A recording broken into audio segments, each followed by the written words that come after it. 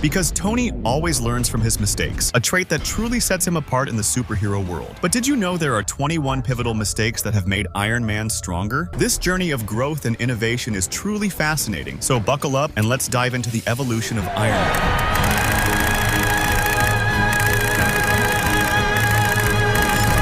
Starting from the beginning, when Tony was captured in Afghanistan, he found himself helpless, without a way to return home. To prevent this from happening again to himself or his loved ones, he fixed this mistake. We first saw this in Spider-Man Homecoming, where Peter Parker discovered that Tony had added a GPS tracker to his suit. While Tony initially used it to keep tabs on Peter, but the idea was born from his urgent need for a tracking system during that critical moment. Moving on to the second mistake, when Tony was creating his Mark II armor in Iron Man 1. In this scene, we all thought he was testing his wrist repulsor. However, he was actually making his flight stabilizers. This is a flight stabilizer.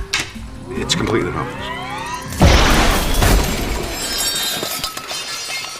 I didn't expect that. Tony was surprised by how well they worked, and they proved so effective that he incorporated them into his suits. This enhancement became a cornerstone of his ability to fly and shoot at enemies, significantly improving his overall flying stability. Number 3. During the airport battle in Captain America: Civil War, Tony's reflexes were too slow during the fight. He had to use both his legs and hands to stabilize while flying. That's why, in Avengers: Infinity War, during the fight with Thanos, you can see multiple flight stabilizers, which he created for better stabilization in the air, allowing him to use his repulsors more effectively in combat. Number 4. Going back to Iron Man 1, when Tony was testing his first flight with the Mark II, he faced an icing problem with his suit when flying higher in the atmosphere. He tackled this challenge by using a new gold titanium alloy with a lower freezing point, ensuring his armor could withstand extreme conditions. The next point is that during his fight with Whiplash in Iron Man 2, Tony's Mark V suit wasn't ready in time, leaving him vulnerable situation. To solve this, he developed the Mark VII suit in the Avengers, which could be controlled remotely via a bracelet, laying the groundwork for his later use of nanotechnology. Number 6. When Thor struck Tony with lightning, his suit absorbed the power, but he didn't know where or how to use such a large amount of energy. That's why in Avengers Endgame, he upgraded his Mark 50 suit with a lightning refocuser that absorbed Thor's power and converted it into a powerful offensive weapon against Thanos. The next point is number 7. Thala for a reason. When Tony redirected the missile directly at the Chitauri army, he was near death but survived by coincidence. This was his biggest trauma. That's why he created his Mark 42 suit in Iron Man 3, featuring an autonomous prehensile propulsion system that allowed for remote control and part manipulation. This suit could be used from anywhere, as we saw in Spider-Man Homecoming. Number 8. In the Avengers, Tony faced the immense challenge of the Chitauri invasion and realized that even with all 6 Avengers, protecting civilians and minimizing damage was a struggle. This led him to create the Iron Legion in Iron Man 3. Although his attempt to create a suit of armor through his Iron Legion was part of Project Ultron, we all know what happened with that. Talking about Ultron, here is the 9th point. When Sokovia was being lifted into the sky in Avengers Age of Ultron, Tony was drilling into the core to prevent Sokovia from falling. If you pay attention to this scene, you can see that he struggled while drilling, supporting himself with one hand and drilling with the other. That's why, in Avengers Infinity War, he upgraded his suit to attach himself to the Q-ship for enhanced stability during crucial moments. Here comes the goated number 10. I won't call this a mistake, but rather a strategic planning decision. After witnessing Hulk's power and seeing him fight Thor in the Avengers, Tony realized that Hulk could attack at any time if he lost control, which was also Bruce Banner's fear. That's why Tony and Bruce created the Hulkbuster suit in Age of Ultron, because at that point only Thor had the power to stop Hulk. Returning to Iron Man 3, Tony Stark's experience with his repulsors failing against Aldrich Killian highlighted a critical weakness in his armor. This issue was further exacerbated by the Hulk's overwhelming strength in Age of Ultron. Learning from these challenges, Tony recognized the need for advanced weaponry to better handle evolving threats. Consequently, he incorporated more powerful blasters into his Mark 50 nanotech suit for Avengers Infinity War. This upgrade showcased his ability to adapt to increasingly formidable adversaries. Also in this movie, when Tony Stark infiltrates Aldrich Killian's base, his suit is discharged and he faces freezing conditions. Tony learned from this experience and subsequently added a heater to Peter Parker's suit in Spider-Man Homecoming, highlighting his meticulous attention to detail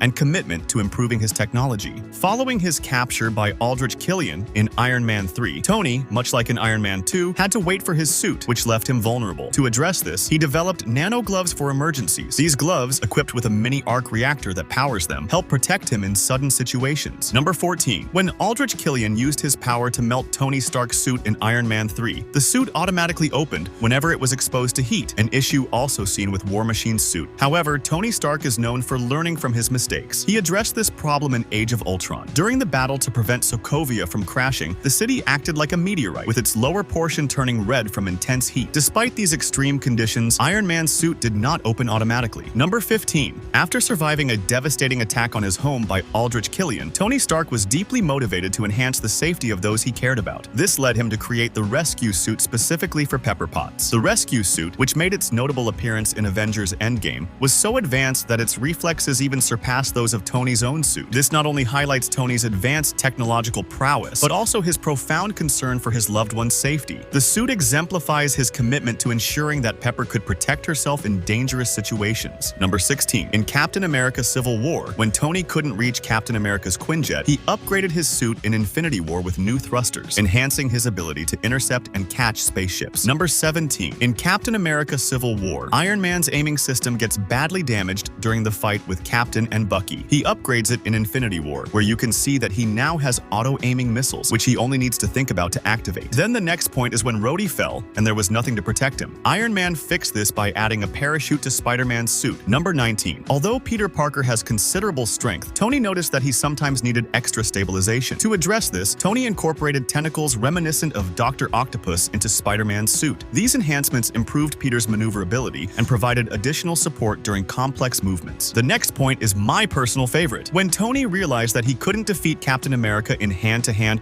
or close combat, he upgraded his suit with high-tech close combat weapons. These included battering rams, shields, and swords, which he later used in his fight against Thanos. This upgrade gave him an edge for a brief period, allowing him to hold his own for about 2 minutes. And finally, number 21. During his intense struggle to wrest the Infinity Gauntlet from Thanos, Tony Stark upgraded his Mark 85 suit with advanced nano-tracking technology. This enhancement was crucial in preventing Thanos from using the Gauntlet's powers effectively. The nano-tracking allowed Tony to better control and manage the situation, ultimately enabling him to remove the Infinity Stones and play a pivotal role in the fight against Thanos. And because you watched the video until now, I have 3 bonus mistakes that Tony Stark learned from. Number 22. In Iron Man 1, Tony confesses to the media that he never got to say goodbye to his father, Howard Stark. This unresolved feeling is addressed in Avengers Endgame when Tony finally has a heartfelt moment with his dad, taking the opportunity to say goodbye and achieve a sense of closure. Number 23. After Aldrich Killian attacked his house in Iron Man 3, Tony realized his defenses were inadequate. This lesson was applied in the Avengers headquarters, where he implemented advanced shields and security measures to ensure better protection for himself and his team. Number 24.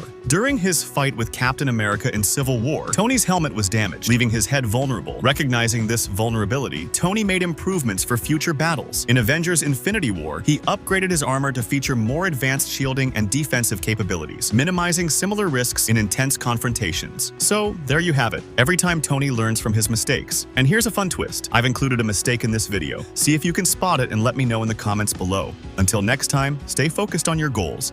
And remember, because Tony always learns from his mistakes.